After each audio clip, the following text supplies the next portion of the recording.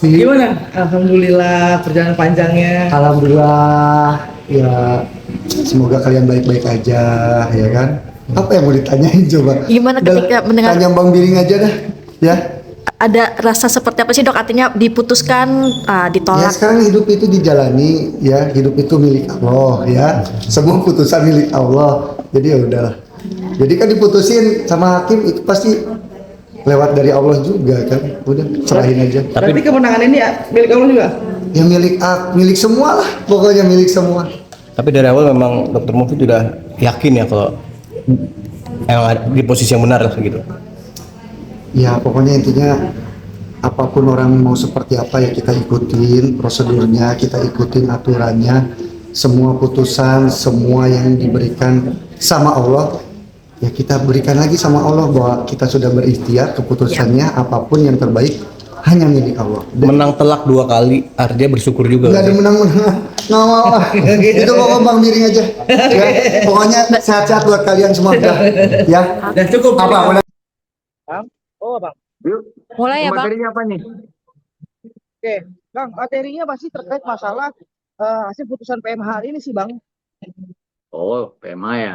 Apa itu PMA? Ah, perbuatan melawan hukum.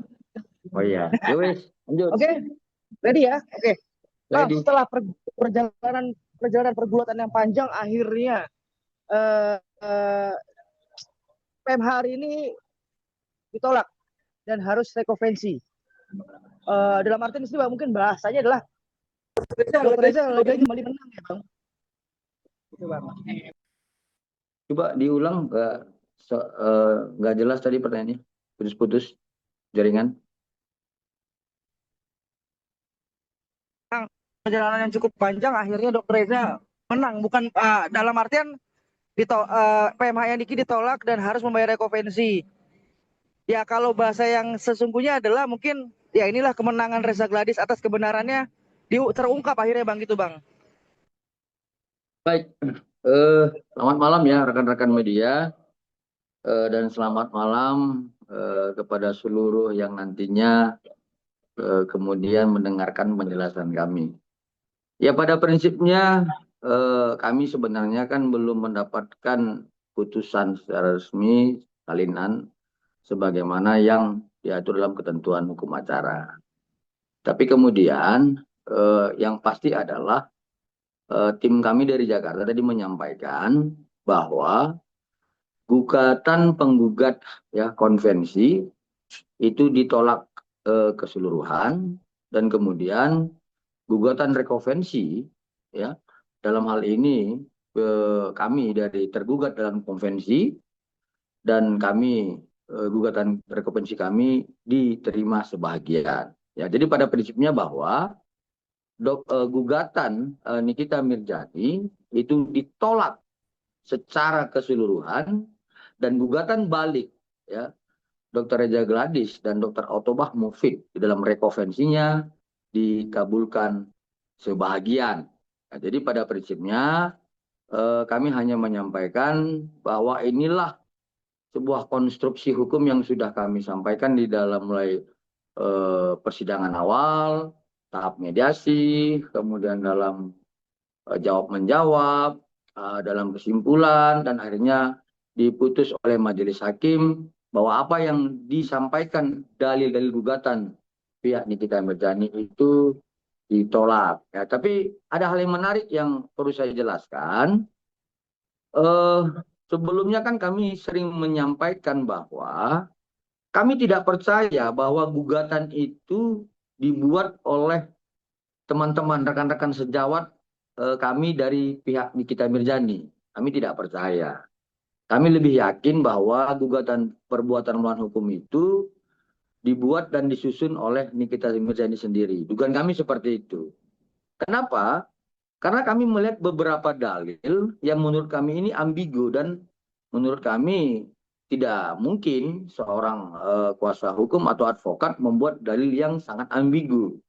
Contohnya adalah ketika dalil gugatannya menyatakan Nikita Mirzani telah membeli satu produk, tapi kemudian tidak bisa membuktikan bahwa dia pernah membeli itu. Kemudian mengatakan bahwa Nikita Mirzani mereview, tapi tidak pernah membuktikan. pernah mereview sebelum Dr. Reza Gladys melaporkan. Dan yang paling yang menurut kami sangat ambigu adalah klien kami Dr. Reza Gladys digugat ya, dituduh ya melakukan perbuatan melawan hukum karena melaporkan Nikita Mirzani ya sebagaimana hak dari klien kami di 108 KUHP ya Undang-Undang 881 yang sebelumnya, dan kemudian dikenakan itu soal tentang teori misbreak van Recht. Ya ini kan hal yang menurut kami kalau seorang advokat ya kuasa hukum pasti tidak akan menggunakan itu. Tapi saya yakin ya dugaan kami hanya Nikita lah yang menggunakan misbreak van Recht itu dan melekat kepada klien kami Dr. Reza Gladys. Karena masyarakat biasa tidak akan paham ya apa itu misbreak van Recht ya, teori klasik Coleman. Tapi kalau kuasa hukum ya advokat pasti paham.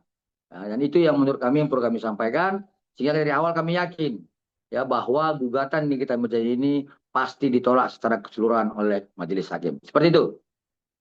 Oke, Bang, dengan ditolaknya gugatan tersebut menjadi pembuktian nggak sih bahwa memang sekali lagi bahwa kalau kemarin kan mereka berteriak bahwa hukum tidak berpihak pada mereka, bahwa banyak kesenjangan segala macam. Ini menjadi pembuktian nggak sih, Bang, bahwa di kasus ini bahwa hukum berjalan lurus. Baik.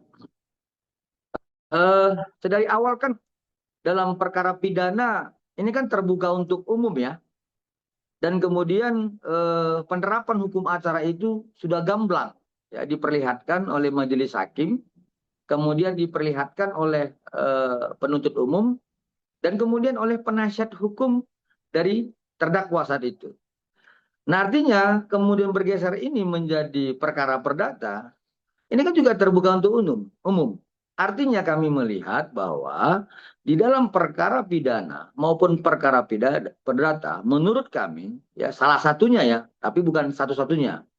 Salah satunya yang benar-benar menjalankan konstruksi hukum, norma hukum ya, ius constitutum itu di dalam perkara yang kami sedang tangani ini. Ya karena terbuka untuk umum, ya.